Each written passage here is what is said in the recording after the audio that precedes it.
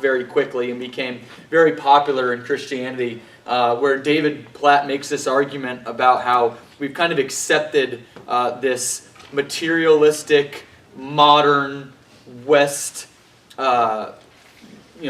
cultured Christianity, this Americanized Christianity, and we've kind of turned Jesus into a middle-class, white American Jesus who's just kind of comfortable with materialism, and he's comfortable with us being comfortable, and he's okay with disobedience here and there, and he's okay with casual church attendance, and it became very, very popular several years ago, and he has become kind of a Hollywood-esque type figure in the Christian realm. He's kind of preaching all over the place, and he has this story that he likes to tell about how when he was in college, a pastor at a conference that he went to, the title of this pastor's message was, or I guess not the title, but the pastor's desire, he said, was to talk everybody in the room out of following Jesus. The pastor got up to the podium and said, "Today my goal is to talk you out of following Jesus."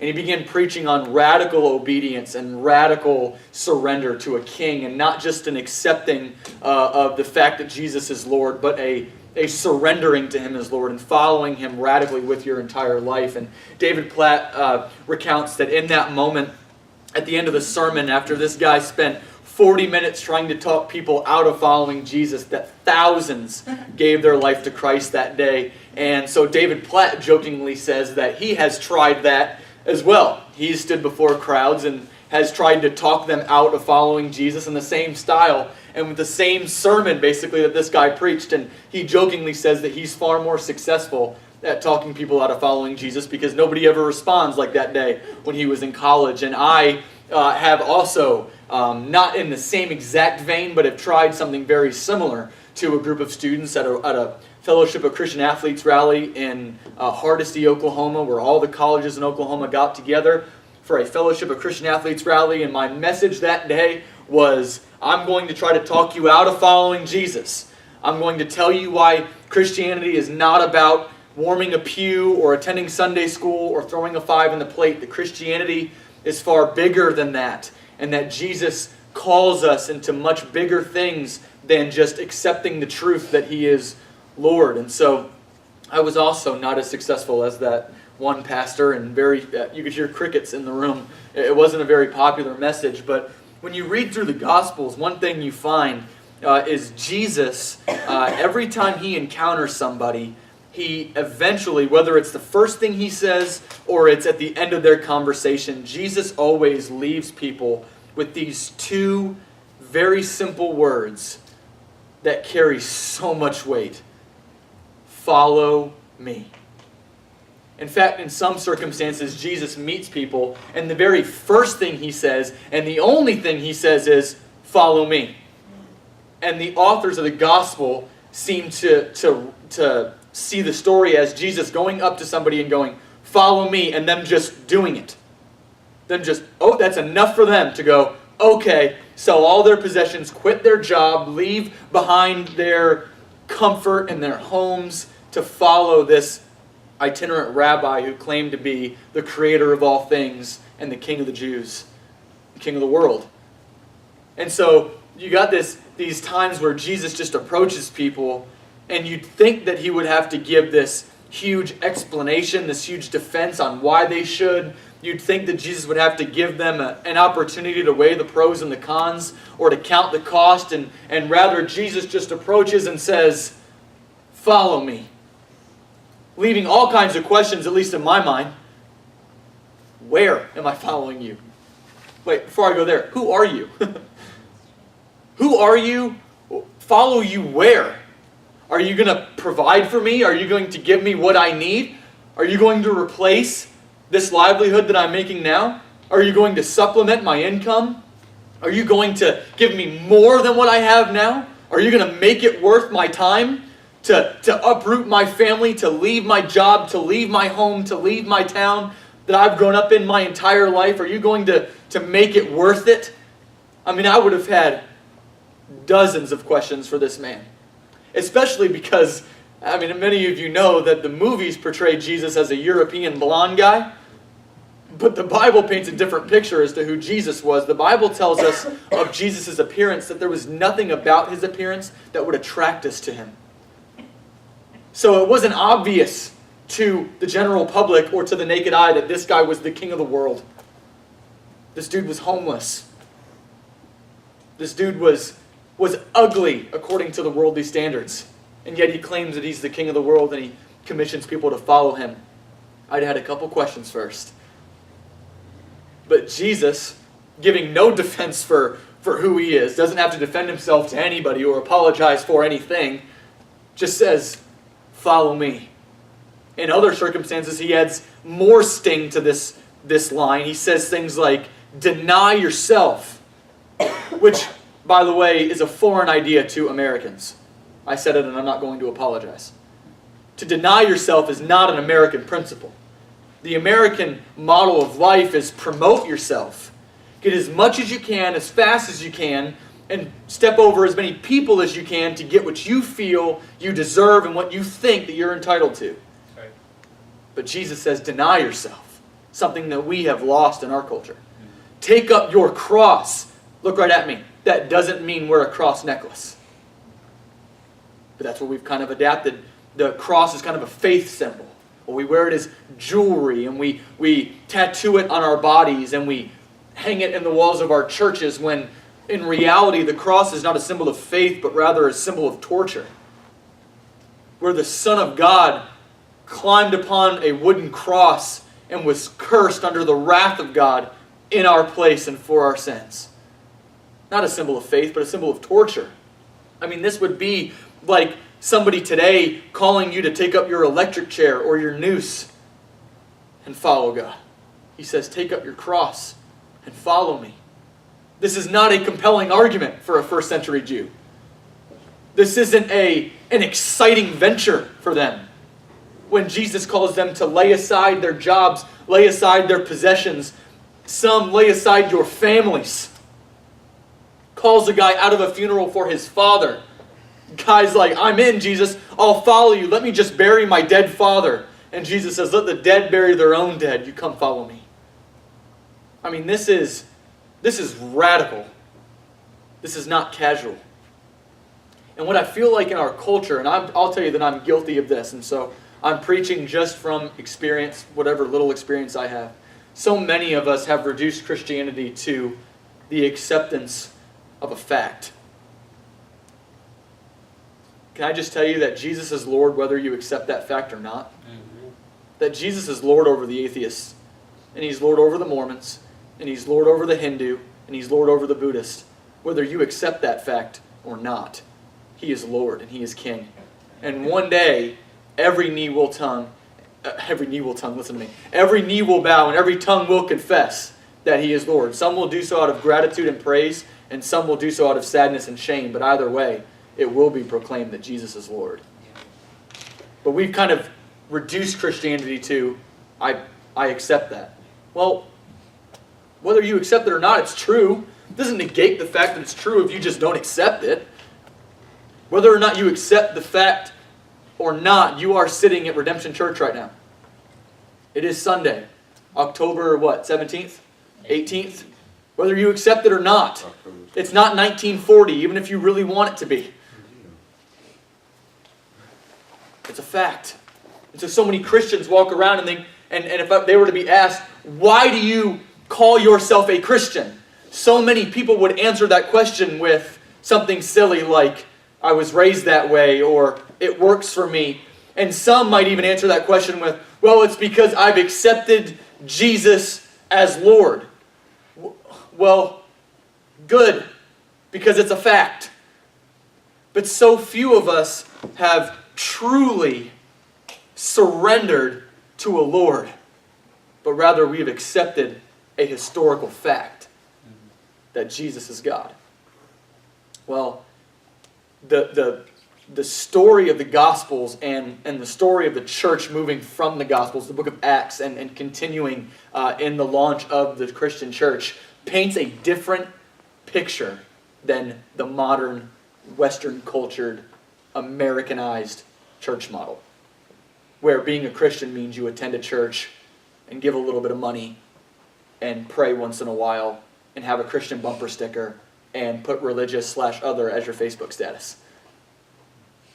See, the first century people that followed Jesus, the ones that were with him unto his death, that saw his resurrected body, that planted churches moving forward. See, those people were not living a life as though they accepted a fact or believed that there was a historical figure named Jesus, but rather they were sold out followers of a king and of a Lord. So much so that they followed him unto their own deaths. I mean, you think about that. The apostles, the early church fathers, did not live a casual Christian life. These men were tortured. These men were exiled. These men were beaten. These men were starved. These men were crucified. These men were murdered publicly. Not because they accepted a fact, because they followed a king. Yeah. See, and that's where I think we've missed it. I think that as a culture, I'm not trying to speak to anybody individually because I'm lumping myself into this. I think where we've missed it in our culture is that all of us have boiled Christianity down into a couple of rules to follow, a couple of cliche quotes to remember, a couple of verses to memorize, and a couple of church services to attend. And that's not Christianity. That's not biblical Christianity. Biblical Christianity is Jesus is Lord, and with that statement requires radical obedience, even obedience unto death. Yeah. That if this costs me my life, take it from me. Because Jesus is my Lord, and I follow him. Now, as your pastor, there are a lot of things that I want for you. There's a lot of things I want for you. I want you guys to have healthy marriages. I do. I want you guys to have healthy relationships with your children. Stephanie and I spend hours in prayer over all of you. That your jobs would help bear the fruit that you want them to. That your children would be raised in the Lord and they would not depart from those ways. That your marriages would be healthy and thriving, and that you as husbands would have wives that would grow like well-watered vines, as the Bible tells us, that you would lovingly lay your life down for your wife, and that your wife would lovingly submit to you and respect you. And I pray those things for you all the time. I pray that you would get involved in church, whether it's this church or another church. I pray that you would believe in God's mission of the local church. I pray that you would grow in ever-increasing faith, and I pray that you would daily fall more and more in love with Jesus. That's my prayer. But above all of that, that you would be radical followers of Jesus. Not a Christian that has accepted that fact, that he is Lord, but a disciple that follows him radically, even if it were to cost you everything. Because here's what I know about most of you: it's not cost you very much. It's not cost me very much. What, a relationship here or there? Certainly when you compare it to the men who were crucified upside down, murdered publicly, filleted like fish, crushed under stones, exiled to islands to starve. I mean, when you compare it to the faithful men of the Scripture, it really hasn't cost me much. And it really hasn't cost us much. And here's how I know that: because you're here, you're healthy, you're alive, you're breathing, you're in an air-conditioned building on a cushioned seat, listening to preaching, hearing music. I mean, you are about to go enjoy lunch with family. I mean, it's not cost you much, comparatively speaking. But my prayer for you is that even if that day were to come where it could cost you everything, that you would radically follow Jesus. That means when it's comfortable and when it's not. That means when it's easy and when it's not. That means when it makes sense and when it doesn't.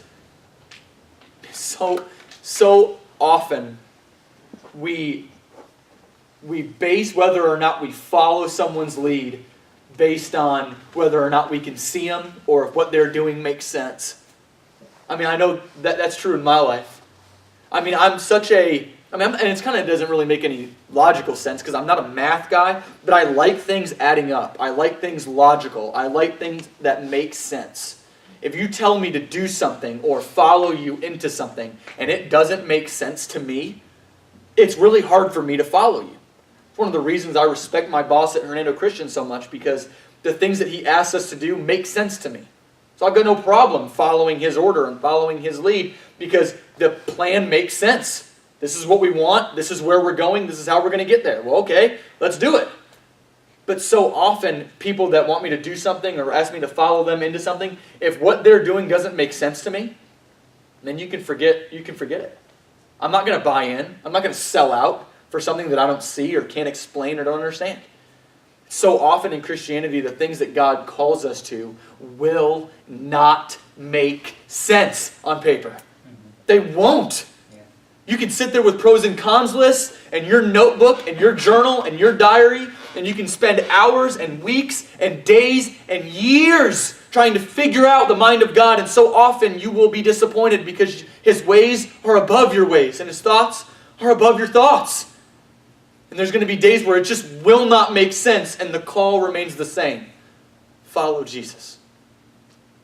Follow Jesus. I've told the story before, but it so, I believe, perfectly illustrates my point. About a year ago, no, it's been longer than that, 2 years ago, my family and I were on vacation in Daytona Beach. And it was Cadence's first time at the beach, and we were having a lot of fun. But until we were having fun until Cadence's feet hit the water. We were anticipating she was going to have a lot of fun and be really excited, but the moment her feet hit the water, she was scared of it for the rest of the time.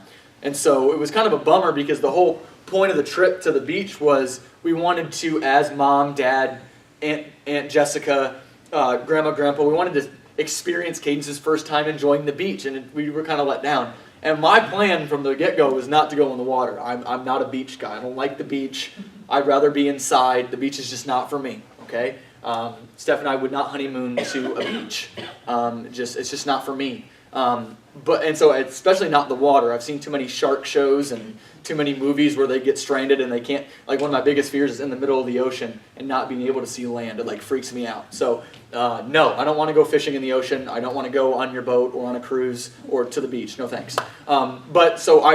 Because Cadence wasn't enjoying it and we couldn't stay on the shore and watch Cadence play, my family talked me into getting in the water. So I did. So I got in the water, and my dad and I were swimming. We were just hanging out and trying to, just jump over the waves and having a good time. But we wandered pretty far away from the shore at one point and got caught in a rip current.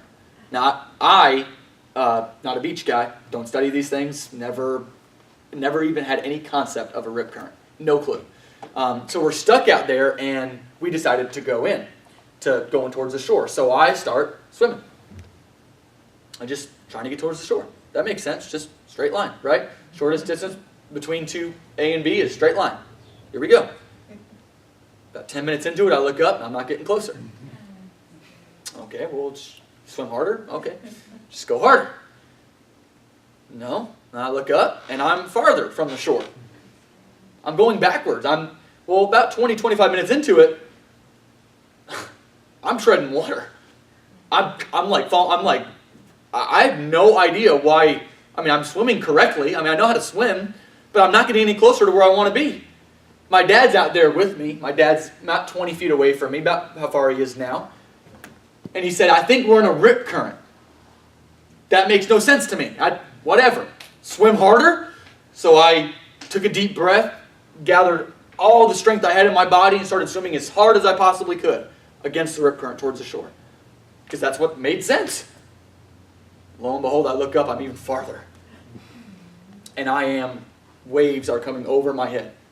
Well, so my dad from about 20 feet away he understands this, he's not scared of it, he's out of it by now. Because what's the key to a rip current? Anybody know? Swim sideways.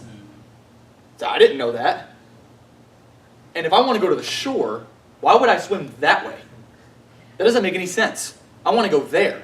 I don't want to go there, I want to go there. So my dad,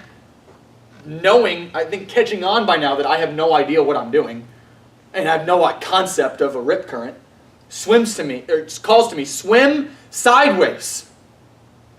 And I remember cognitively thinking that he was an idiot. I remember, in that moment, treading water almost my entire energy being spent going, that's ridiculous. And he kept screaming from me from about 20, 25 feet away. Swim sideways. Come this way. Swim sideways. And finally, because I really had no more energy to spend, I think I might have had one more burst of energy in me. And the past has told me, logic has told me that it should work by swimming straight towards the shore, but it's not. I got to try something different, or somebody's going to have to come out and rescue me. So I began swimming sideways towards Dad.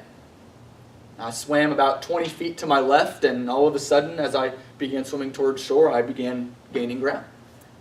Had to go a little sideways to go forward. I couldn't go straight. I had to go a little bit sideways. But I remember in that moment the call of my dad being something so silly to me, so crazy to me, that made no sense to me what he was asking me to do. But yet the command of my dad was leading me into life. He was leading me into safety, was leading me into the calm, was leading me into peaceful waters, was leading me into life. And so sometimes the call of the Father is leading us into life, is leading us into the calm, is leading us into joy, but it doesn't make sense to us. And I don't know about you, but there have been times in my walk with Christ that I have cognitively thought that I'm smarter than God. That can't be right. That's ridiculous. If I tried to do that in this day, in this culture, that's insane. As if I'm smarter than God, as if I'm His counselor, and as if I were there when He laid the foundations of the earth. But sometimes, friends, the call of God is to swim sideways. And it won't make sense. But the overall call, the overall message, the overall theme is follow Jesus. Even if that means it costs you something. Even if that means it costs you everything. And even if that means you disagree. And so this morning I kind of going from that kind of leads me into what is my only point for this morning, kind of on the announcement front. And many of you know this, or some of you know this, I should say. Many of you have anticipated this, and I know that all of you have been praying about this. And so, as all of you know, about 9 months ago, I took a position at Hernando Christian Academy and came on full-time on staff there. And sitting in the superintendent's office, he took me on in a particular position. He said, one thing about Hernando Christian is that people don't tend to stay in the positions that they're hired on as. It's not long before you get hired and then your job changes, and what he meant by change is you get stuff added to your job. And so in 9 months, my job has really evolved from where it was and to what it is now. And I've got a lot more titles in front and behind my name than I did when I started. And several months ago, I had a conversation with my wife and some of the leaders in my life, some of my fathers in the faith, about just all the things that are going on in my life. The busyness, I guess you could say, of holding down 2 full-time jobs. And when I took the position at HCA, it was manageable because while it was full-time, my responsibility was not as demanding as it is today. And so it was a manageable thing that I could give my full attention to the church and full attention to the school.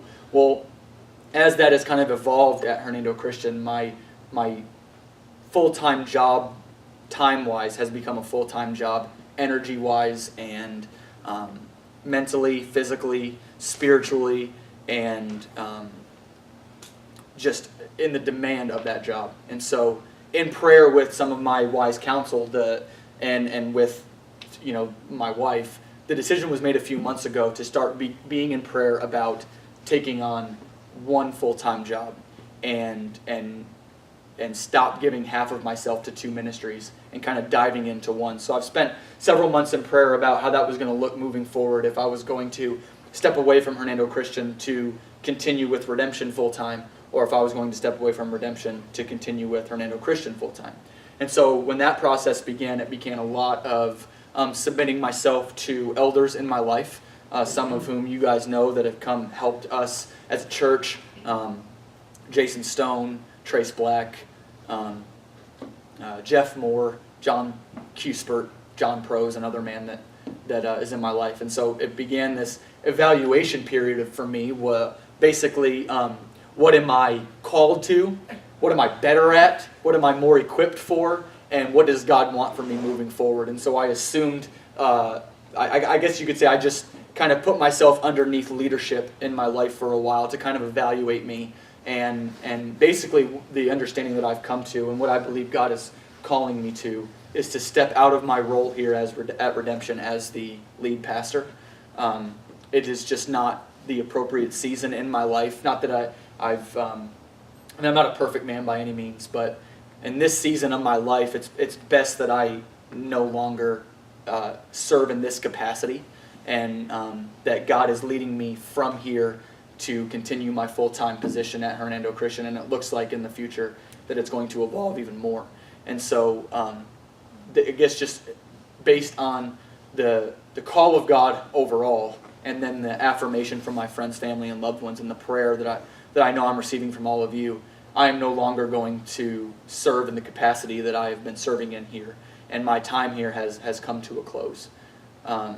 And this is an exciting thing for me to announce because of the second half of my news. I know this is a bittersweet moment for some, and it has been for me when I came to the realization that this had to happen 3 or 4 months ago. I decided with my wife, we said, there's a day that I will be ready and equipped to be a lead pastor, but 21 years old was too young to take this job. All cards on the table, 21 was too young to take this job. Now, in hindsight, is always 20/20, of course. We all know that. And in hindsight, I know that God had me here for a very specific reason and for a very specific season. And God had me here to do very specific things, and I believe by the grace of God and only by the grace of God that I've done those things. And so based on my readiness to kind of dive into HCA with all of myself, my just lack of being equipped for what I do here, and then the fact that I believe God has called me to something, and I've, by the grace of God, accomplished it. Should I say, He's accomplished it through me, that it's the right time for me to kind of step out of this role. And so I knew, though, that several months ago, when I made this decision with my wife, we were like, well, we're kind of forgetting one thing. If I step out of Redemption, well, what's next for them?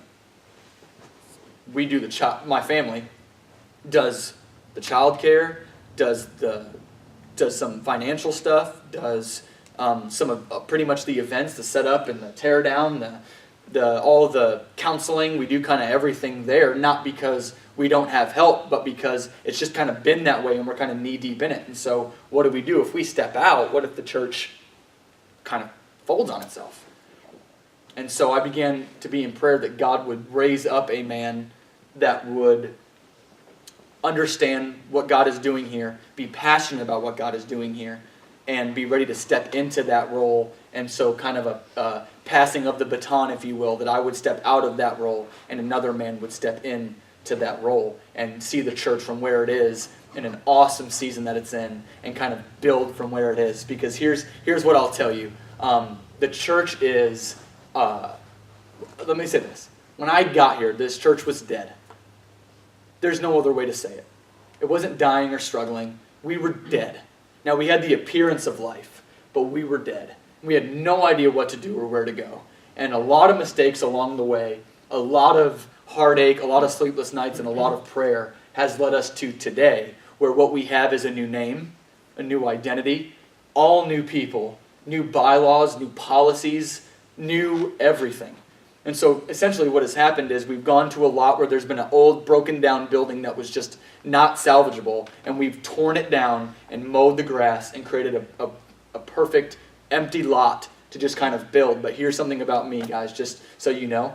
If you need me to tear something down for you, I'm in. You want me to tear down the wall in your house or help you build an addition? Well, I can help you with the deconstruction, but you ask me to build, and I'm out. I don't know how to do that. I can knock whatever you want over with a sledgehammer, but building it for you is just not me.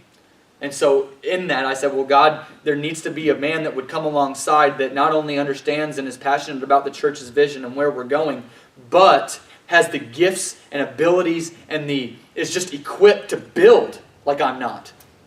And so, several months ago, I approached Matt Chesser, went to his house in July, and I explained basically what I've explained to you this morning, and told Matt about where I was with my family and how my family has struggled over the last 9 months.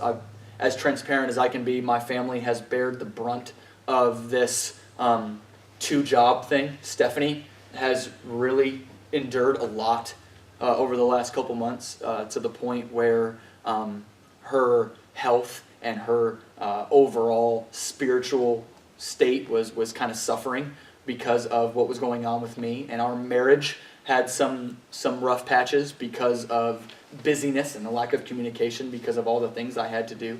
My children have suffered of not seeing Daddy very much at all over the past 9 months. And so I explained everything to him, and I said, look, I got kind of an unconventional ask. And what I'm going to ask you to do is pray about coming alongside me at Redemption for a season, and when the time is right, kind of stepping in as lead pastor.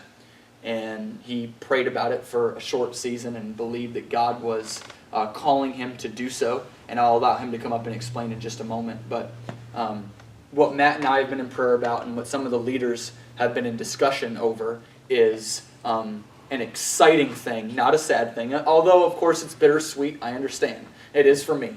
But an exciting transition from Dave to Matt. And how that's going to look in detail, I don't have enough time for, but we will explain moving forward, and we'd love for everyone to be involved in that capacity. And how that's going to work exactly, I wish I could give you exact answers, but I can't.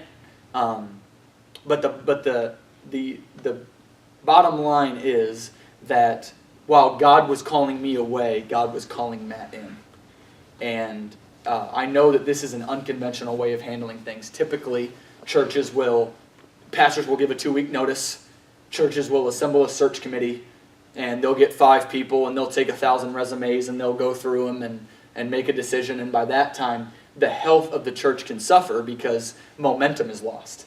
And you guys know, when you've got momentum, the worst thing you can do is stop or go the other way, because once momentum is lost, it's really hard to kind of get back going. And so the transition, I hope, will be one that is smooth and is beneficial and is helpful. But Matt is from this area. He's passionate about this area, lives around the corner, and has been called to the Dade City area for a long time. And so it's not a far stretch for God to call him from, he was thinking maybe church planning or maybe relocating to an established, Bible-believing, Christ-centered, gospel-passionate church that's already here in Dade City. And so I'll allow Matt to come and share his heart for just a moment, and then we'll go eat together and dine together, because I want to say this before Matt says anything. This is not goodbye. Adam said this on Wednesday when I spoke to the youth. He's like, I'm gonna make sure that I understand here, Dave, that you're not saying goodbye, and I'm not. I mean, many of you you're going to get real sick of me here in the next couple months, because you HCA people are going to see me every day, and that's going to continue, and it's going to get old quick, I promise.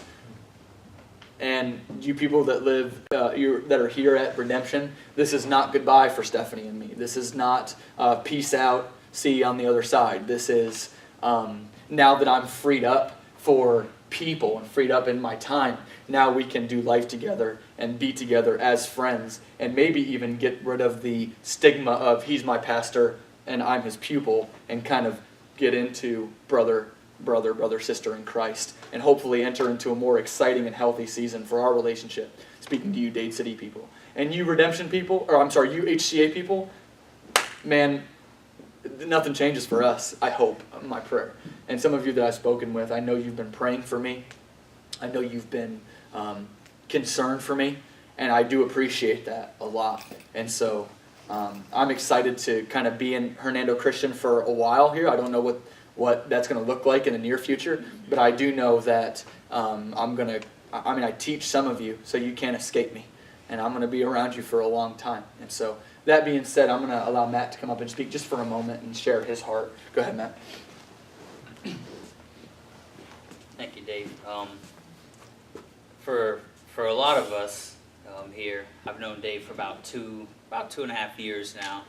And for some of you, you've known him about that long, being here at Redemption, or maybe different events. And so you know that what Dave spoke today was not an easy thing, but it was a radical thing. That's all that he was speaking about. And so it was 2 years ago when God called Alicia and I to do something radical, that we had been involved at a church here in the community. Things were going well when we heard God's voice say, it's time to step out. And so for 2 years, we had been stepped out of that, and we opened up our home, and we started feeding the hungry, and we started tending to those who are wounded spiritually and emotionally, and just giving back to what God had called us to.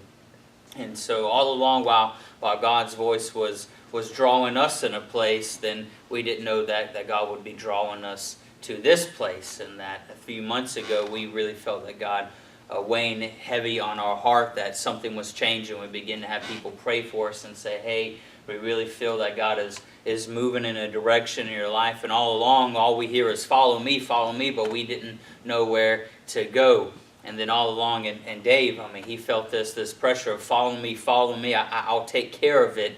And then knowing that God's voice speaking to both of us, leading in really the same direction.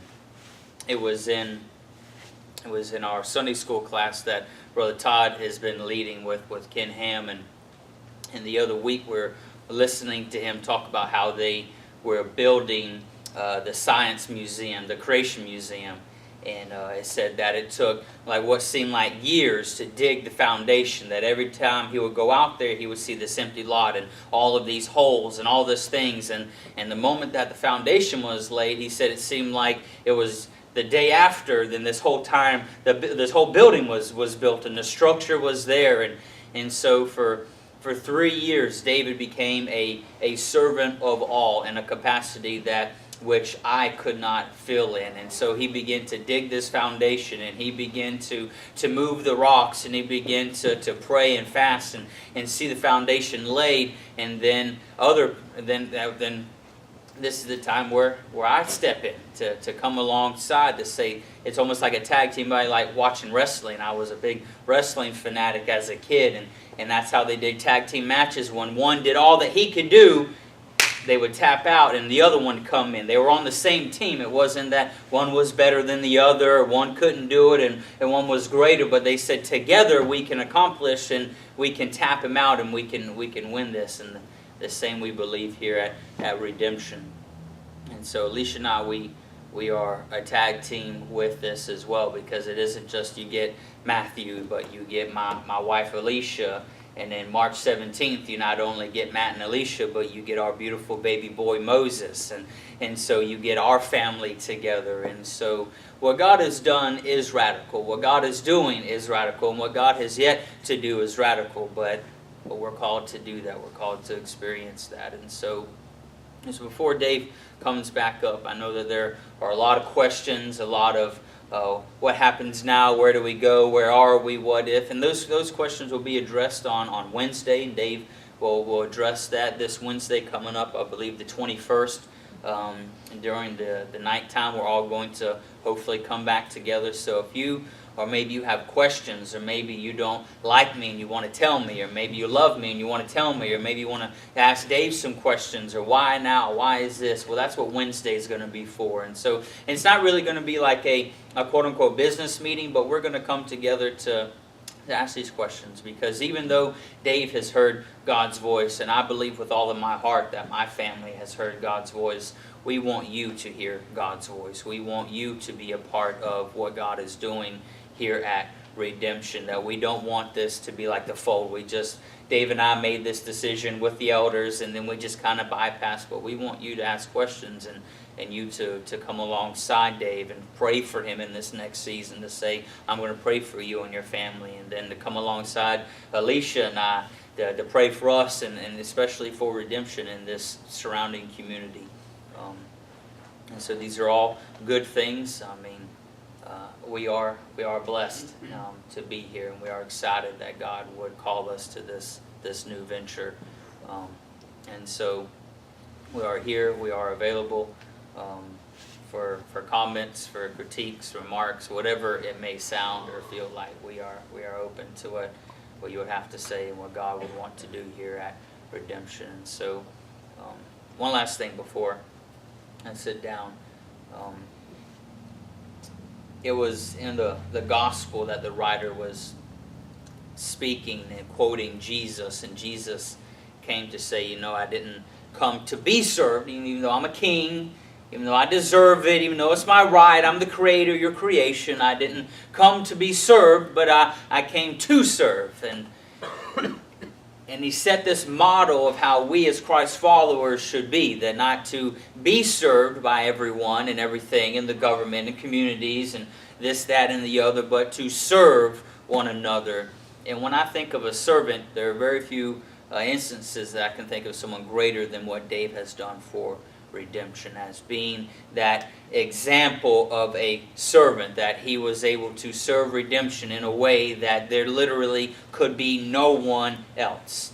That there was no one on earth that could have served like David has served here at Redemption for the time that he has served. And so we cherish that, we honor that, we commend that. I know in the 2 years and even the years that you have been here, that the servanthood that you have given to Redemption is above par, that it is a great thing that you willingly laid down life and time and health and emotions to serve us as your brothers and sisters. And so for that we are thankful for you, Dave. And so we pray that we continue to be that servant of all as well, to take that same example like Dave had and to say, we are here to serve as David had served in the same way. So we're excited for this. We're honored to be here, and we look forward to what God has to do here at Redemption and in the Dade City, Blanton, Trilby area. Thank you, Dave. Thank you. Last thing before we go eat, because I know we're hungry, and I want you to stick around and eat, even if you were like, oh man, it's potluck, I didn't know. Stay, because we got food. And we want to eat and commune together. One of the things I've been in prayer for the last couple months about is that I feel like my prayer has been that God would help me in my relationships with all of you kind of be friend, brother, and not pastor, reverend. Where I was your pastor for a season, and I loved being your pastor, and I would not trade that time for anything. And I am forever grateful to God for allowing me that privilege. But moving forward, I would really like to be friend and brother. And I pray that this wouldn't create awkwardness between me and any of you.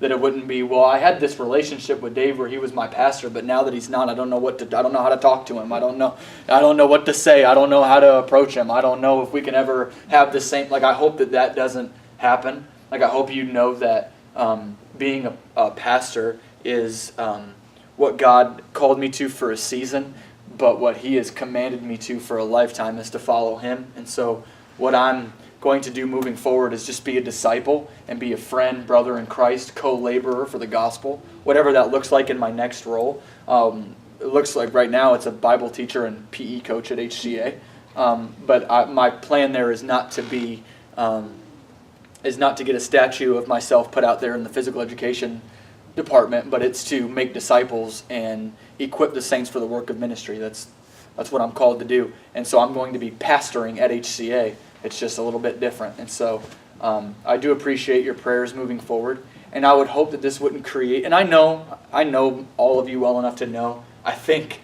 that this won't create any animosity or anger towards me, that you wouldn't be like, well, can't believe Dave, I hate him now. I hope that that's not the truth.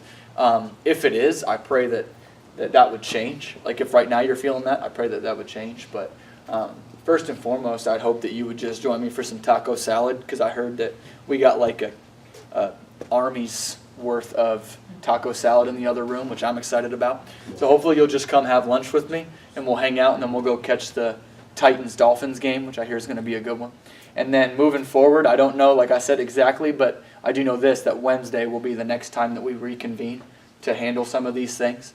And so 7 o'clock, youth and adults, I'll ask to be in here in the sanctuary.